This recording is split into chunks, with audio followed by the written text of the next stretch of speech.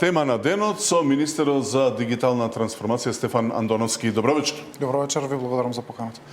Господине Андоновски, речиси сите владини ресори во последно време слушаме однив дека зборуваат за дигитализација на услугите, барањата, остварување на правата и слично. Дали вие како министер и Министерството за дигитална трансформација сте вклучени во сите овие процеси?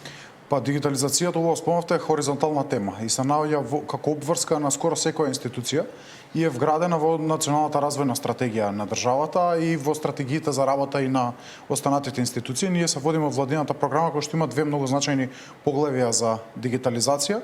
Ако треба да кажам еден термин кој што нас ни е примарен фокус, а тоа е сите услуги за граѓаните достапни на еден клик. Што значи од тој фокус, од тој примарен таргет, потекнуваат сите таргети на кои што работиме како министерство. Подготвуваме и формална национална ИКТ стратегија, која што ќе биде готова пролетва, најдоцна до јуни, која што се базира на 4 клучни елементи, на 4 клучни столба. Првиот е поврзливост или инфраструктура, како да изградиме инфраструктура која што ни е потребна за да го достигнеме нашиот таргет.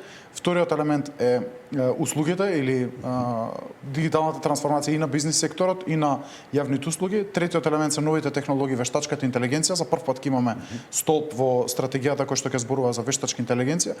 И четвртиот елемент се дигиталните вештини за граѓаните, за вработените во јавната администрација. Ако добро разбрав, се подготвува стратегија за дигитализација. Естонија уште во 2006 година, например, одлично искуство, тоа го кажувам, имаше целосно дигитализирани услуги. Сега, кога можеме да кажеме дека сите услуги ќе бидат дигитализирани? Имаме рок? Можеме да поставиме рок, но многу пати сме поставувале рок и сме го пробивале.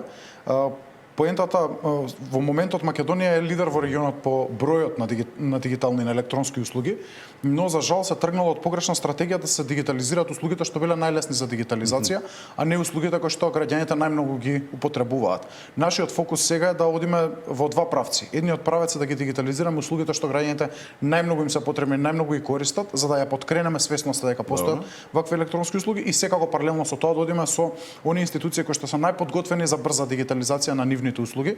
Еве нешто ново можам да најавам во овој дневник. Одличната соработка со Агенцијата за катастар доведува до тоа да имотниот лист и 5 други услуги, најкористени услуги од катастарот, од оваа недела се достапни на порталот услуги.gov.mk и во сите наши центри за услуги, што значи во Скопје, во општина Аеродром, во Јагуновце, во Куманово, во Охрид и во Битола, граѓаните ќе можат да извадат и во Тетово ќе можат да извадат електронска услуга од катастарот. Што значи практично шалтерите на катастар ги прошируваме низ целата држава и во нашите центри за услуги. Извод од катастарски план, промени, предбележувања, така натаму, тие се користените, мислам дека во наредниот период и сите услуги кои што катастарот веќе ги нуди електронски ќе успееме да ги закачиме. Тоа значи дека нема да им треба хард копи или документ. Токму така, со измените. Дека ќе биде тоа со дигитален печат, дигитален жиг, подпис. Тоа е идејата. Со измените на законот за електронски документи од 1 јануари секој документ кој што ќе го испечатите од порталот, што значи дека електронски документ ќе може да го користите исто како традиционалниот документ со синиот печат. Што значи дека овие документи имаат свој електронски печат, електронски подпис, времен жиг, кој што точно утврдува кој го произвел документот, кој го потпишува и во кое време, што значи имаат полна правна валидност и ќе можат да се користат. Уште два типа на услуги ни беа фокус овој период. Регулаторната комисија за енергетика скоро се завршивме со дигитализација, последно ни беа представките и споровите и за правни и за физички лица и тоа е дигитализирано. Да ги заборавиме редовите. Во регулаторна комисија за енергетика веќе сите 90% од услугите, да не речам и сите услуги, треба да проверам уште еднаш, но се сите дигитализирани, што значи дека граѓаните преку порталот услуги Gov.mk може да се ја завршат работа. Знаете, тоа се еден клик ми звучи како еден шалтер, едношалтерски систем кој што не видовме дека тоа функционира така. Ако ве прашам, една од услугите која ми паѓа во очи, например, е вадењето лични документи. Доколку се појавите на шалтер во МВР за 3 документи, пасош, патна исправа, значи лична карта и возачка дозвола, имате 3 фотографирања, 3 земања на отисок од прстот, 3 барања. Зошто системот не е единствен на базите на податоци интегрирани? Базите на податоци сите три се во МВР. За жал, за ова има зборувано и министерот за внатрешни работи, се работи на еден позастарен систем во рамки на Министерството за внатрешни работи. Но вие сте сега министер, затоа ве прозив. Кој е тежок за интеграција и прифаќам затоа што многу активно работиме со Министерството за внатрешни работи, одлична е соработката, но работат на еден навистина застарен систем кој што бара надградба и кој што во моментот не дозволува да вие можете да ги искористите со едно сликање да ги покриете сите документи. Нешто за што жалам, на пример, е што долго време, околу 2 години на порталот беше достапни да закажете онлайн. Значи не мораше да се јавувате на телефон. За жал во оној период на хаос кога се креираше од претходната влада се стопираше можноста да се закажува преку порталот. Се надевам дека во наредниот период ќе успееме во соработка со МВР да го вратиме и тоа. И секако наша цел е, знаете, државите од Европа па и во Средниот Исток започна да вадат документи пасош на сам аеродром. Влегувате во кабина, се фотографирате, го печатат за 1 минута. Ние за жал се уште сме далеку од тоа, но со фокусот кој што го имаме изминатиот период на целата влада на дигитализацијата, средствата кои што се вложуваат на сите институции и политичката желба, мислам дека ќе ни успее во 4-годишниот мандат да постигнеме сериозни. Ги вадам примерите што се најкарактеристични за граѓаните, нивните потреби таму каде што има многу редици. Слично е со управата за водење матични книги. Кога ќе престанеме да одиме на шалтери да бараме хартиени изводи, освен тие кои што имаат потреба од хартиен извод, кога може да се смета дека ќе има дигитален извод, исто со подпис, печат, жиг кој ќе важи секаде каде што треба, или еве уште поконкретно или пластично да кажам, кога институциите ќе си ги обезбедуваат по службена должност дигиталните документи и тоа веднаш. Го поставивте клучното прашање кога институциите сами ќе почнат да ги прибавуваат доказите. На никој не му е потребен, неколку пати сум повторувал, извод од матична книга на родени за дома. Никој од нас не би изведил никогаш извод ако не ни го барала некоја друга институција. Обврска наша како институции е да се ги започнеме, да се ги прибавуваме тие докази, име, презиме, датум на раѓање, адреса на живење по службена должност. За жал тоа не е случај. Двоен е проблемот. Едното е законската регулатива која што бара фотокопија од лична карта, потврда од извод, а вториот е техничкиот. Не сите институции се закачени на платформата за интероперабилност. Работевме многу напорно овие месеци на платформата. Таа сега е многу поевтино да се закачите на нејза како институција. Скоро и да не ви е потребна некоја дополнителна инфраструктура или компјутери, лиценците се навистина многу поевтини од претходно и сега е политичката волја на институциите да започнат да се закачуваат поинтензивно. Тоа гледам дека има определен напредок, но не можам да кажам дека сум 100% задоволен. Што се однесува до изводот, тој е веќе електронски. Можете да го добиете преку порталот услуги.gov.mk. За жал, за него се чека определено време да службениците го потпишат, па да ви го достават. Работиме со директорот да обезбедиме повеќе потпишувачи. Сега во моментот се 20 на територијата на Скопје. Се надам дека ќе дуплираме таа бројка и на тој начин, наместо сегашните 2 дена, колку што треба да се извади еден електронски извод, да забрзаме постапка да таа биде во истиот ден, зашто се потпишува заради верификацијата. Дали ќе инсистирате и тие да бидат електронски, повеќе да нема потреба да има хартиен? Целта ми е не само таму каде што не треба во странство да биде потребата да бидат електронски, туку воопшто нема потреба од извод. Целта треба да биде да секоја институција сама си прибавува извод. За да го постигнеме ова, потребна е таа интероперабилност и потребна е промена на законите и нешто на што активно работиме овој период е првиот извод на новороденче. Граѓаните го добиваат, мајките го добиваат пред излегување од болница, значи во сама болница и ова мислам дека ќе ни успее да го завршиме до крајот на годината. Отпочнавме еден проект со USAID, го продолжуваме со УНИЦЕФ и со УНХЦР и ќе бидеме меѓу ретките држави, да речеме, мислам дека само Србија во регионот го има, каде што извод го добивате за 24 часа до 48 часа. Сега видовме од истражувањата дека голем број граѓани се уште не искористиле ниту една услуга која можела да добијат на дигитален начин, нели? Зошто е така? Возраста на населението, неверување во дигиталниот систем, страв да искористат картичката за онлайн плаќање, што е проблемот? Па неколку се проблемите. Прво е непознавањето дека постојат тие услуги, дека можете да ги добиете онлайн. Второ, порталот навистина беше тежок за користење и јас неколку пати сум се обидел, не ми успеваше баш лесно да стигнам до потребната услуга.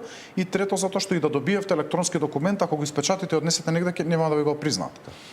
На сите овие три работи многу активно работевме, имаме нов изглед на порталот, многу лесен за употреба, сега документите ви ги признаваат и сега веќе влегуваме во фаза на многу присутна кампања и на социјалните медиуми, но и на терен ќе излеземе ова пролет и лето, каде што ќе се доближиме до граѓаните и ќе им го доближиме и порталот за услуги, затоа што мислам дека граѓаните препознаваат. Кога ќе видат добра, квалитетна електронска услуга за која што не треба да излегуваат од дома, тие му веруваат на системот, не е дека не му веруваат, ако си ја завршат работата, но предолго време некако стагниравме и се враќавме назад и граѓаните изгубија волја и желба да ги користат овие електронски услуги. Ние пред 10 години, 12 години бевме на 50 места понапред во индексите за дигитализација и за успешност на дигитализација. За жал сега сме под 80-то место од 180 држави.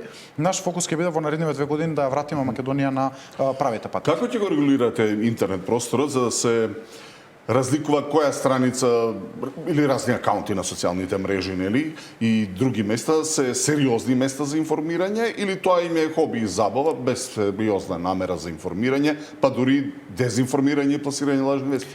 Па ќе се обидеме со законот, измените на законот за медиуми, кои што се сега во владина процедура, во скоро ќе идат во собрание, да го подкрепиме нивото на професионалност на онлайн медиумите, со што медиуми кои што имаат импресум, објавен уредник, најмалку тројца вработени и се регистрираат во регистарот кој што ќе го води АВМУ, ќе можат да го добијат да бидат запишани во тој регистар на онлайн медиум и со тоа ги уживаат сите права и дома и меѓународно на онлайн медиумите како препознаен медиум. Ова е барање и од Европската унија, но и наша желба да поставиме определена граница на тоа кој ги информира граѓаните, на кого може да му се верува, а кои се оние кои што тоа го прават, да речеме, аматерски или пак го прават со зла намера, сакаат да ги злоупотребат граѓаните или да пласираат дезинформации. Во сегашната економска ситуација би рекол, нема млади, нема интерес, нема работна сила. Мислите дека тие портали дека ќе можат да најдат тројца кои што ќе може да ги вработат за средствата за кои што би може да се договорат за да ги исполнат оваа ваша законска обврска? Важно прашање. Мојата задача беше да најдеме начин како да притиснеме кон професионализација на медиумите, но ова го правиме не по секоја цена.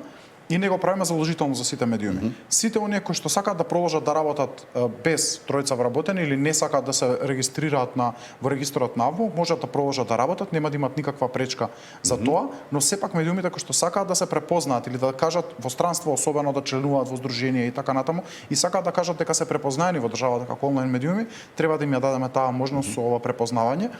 Точно е, определени регионални медиуми, помали онлайн портали, можеби нема можат да стасат бројка од тројца вработени и тоа е препознатливо, но во моментот државата не нуди никакви погодности на оние кои што ќе се регистрираат во регистарот, туку едноставно ги препознава дека тоа се кредибилни професионални онлайн медиуми.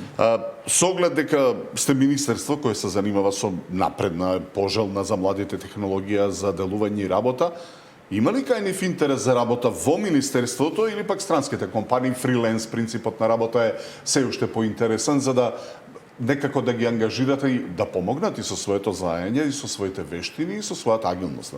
Ако ме прашавте пред 3 години, ќе кажав сигурно приватниот сектор. Особено приватниот сектор во Македонија, затоа што добива европски плати, а работеа на проекти во странство, а живеат тука во Македонија со компаративно пониски цени споредно со државите од Европа. Но за жал, ИКТ индустријата имаше определен застој во изминатиот период и дополнително влијанието на вештачката интелигенција ги намали можностите за работа на оние кои што првпат влегуваат на пазарот. И ова ќе го тестираме емпириски во наредниот период затоа што ќе имаме огласи за вработување првпат од кога сум министер и ќе видиме колкава е заинтересираноста. Од со објавени плати? Со објавени плати, јавно достапни, јавен повик како за сите останати работни места. До сега искуството ми покажува дека ќе има интерес.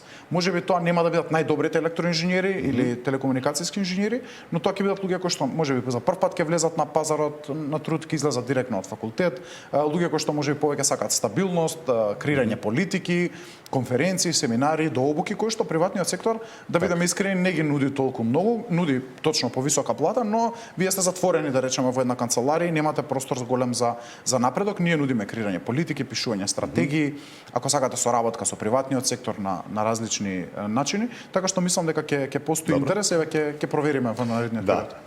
За крај се ближат избори, со тоа и опасноста од хибридни напади, лажни вести и други активности кои може да повлијаат на изборите.